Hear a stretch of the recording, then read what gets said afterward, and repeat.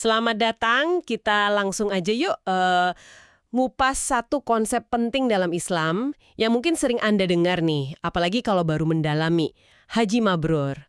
Kita punya pandangan ulama, ada kutipan hadis, ayat Al-Quran juga. Nah, tujuan kita hari ini tuh memahami apa sih Haji Mabrur itu dan kenapa kok istimewa banget. Betul.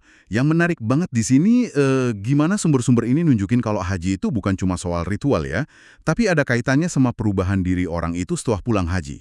Kita bakal lihat definisinya, keutamaannya apa aja, sama dasarnya dalam ajaran Islam. Oke, kita mulai dari pandangan para ahli atau ulama dulu deh ya. Ada nama-nama besar nih, kayak Imam Nawawi, terus Ibnu Hajar, sama Syekh Abdul Aziz bin Bas.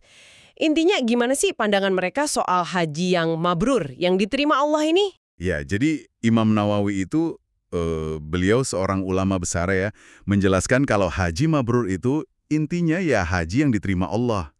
Nah, ciri paling jelasnya, kata beliau, justru kelihatan setelah hajinya selesai, orangnya jadi lebih baik gitu. Oh, setelahnya. Ya, Ya.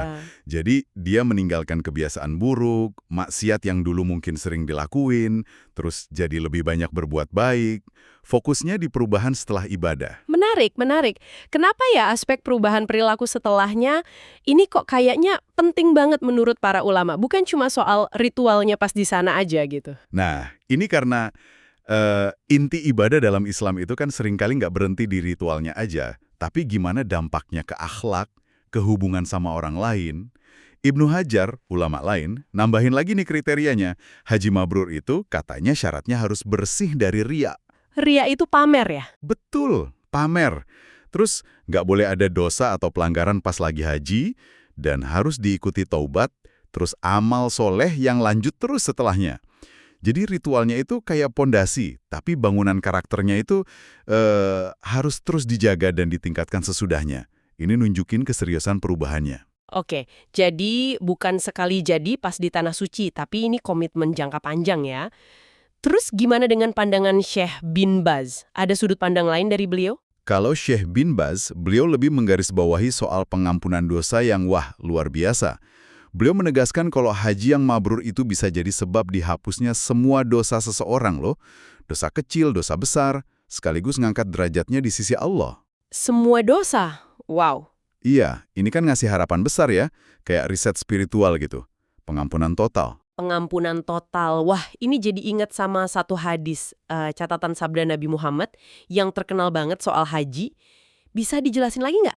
Oh iya tentu, ada hadis sahih, riwayat Imam Bukhari, nomor hadisnya 1424, bunyinya itu, eh, barang siapa berhaji karena Allah, lalu ia tidak berkata-kata kotor, rafets, dan tidak berbuat fasik, itu pelanggaran aturan agama ya, maka ia kembali suci seperti pada hari dilahirkan oleh ibunya. Masya Allah, kayak bayi baru lahir ya, bersih lagi. Betul, metaforanya kuat banget ini, kembali ke fitrah, tanpa dosa. Menyentuh banget sih maknanya. Nah, selain dari hadis, kalau dari Al-Quran sendiri, kitab suci utamanya, gimana bicara soal haji dan hikmahnya? Ada di surah Al-Hajj, ayat 27-28. Di situ setelah Allah perintahkan Nabi Ibrahim buat nyeruin haji ke manusia, disebutin salah satu tujuannya supaya mereka menyaksikan berbagai manfaat bagi mereka.